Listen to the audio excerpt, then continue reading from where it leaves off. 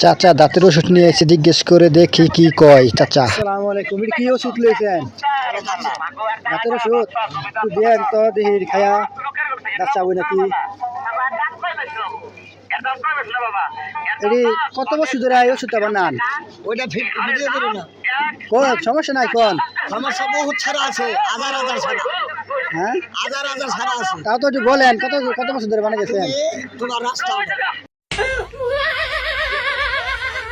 হ্যাঁ চাচা বলতে চাই না কত বছর ধরে এই ওষুধটি বানাইতেছে।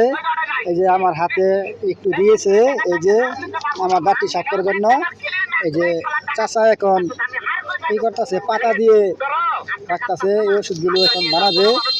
চাচা কি কি নিয়ে আসছে আমি দেখাইতেছি। এই যে একটি ব্যাগ, আর এই যে এখানে ওষুধ, দাঁতের ওষুধ, আর এই যে একটা হ্যান্ড মাইক আর ব্যাটারি আছে। এটা দিয়ে এই দেখেন কি এটা দিয়ে গান বাজিয়ে ওষুধ বিক্রি করতেছে। এই যে দেখেন চাচা এই ওষুধটি বানায় রাখছে। চাচাকে বলছিলাম কত বছর ধরে এই কাজটি করেন, ওষুধ কি নিজে বানান? চাচা এগুলা বলতে চায় না।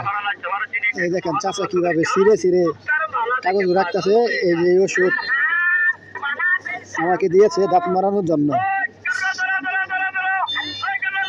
এই যে চাচা একটু বলেন।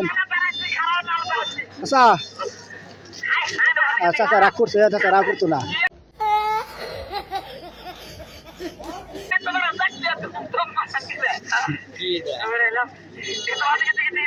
দর্শক নাই চাচার, দেন একটা দর্শক নাই চাচা।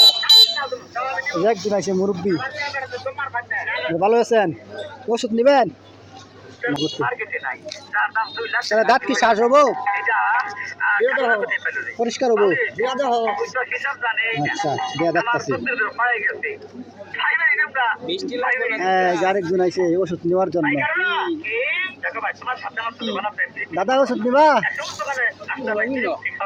দাদা বলে ওষুধ নিত না, পান খাই যাচ্ছে। চাচা ওষুধটা দিছে। এই যে দাঁত মারা গেছে। মেলা দিন আইলে আইন আবার দেখি সাপ হয় নাকি। পান খেয়ে দাঁত ঠিক হয়ে যাও না নাকি? আচ্ছা মিঠা মিঠা লাগে না? তোরাই সবচেয়ে বড় বেজাল। মিঠা লাগতেছে গাছে খেলাম না সেটার লেগে।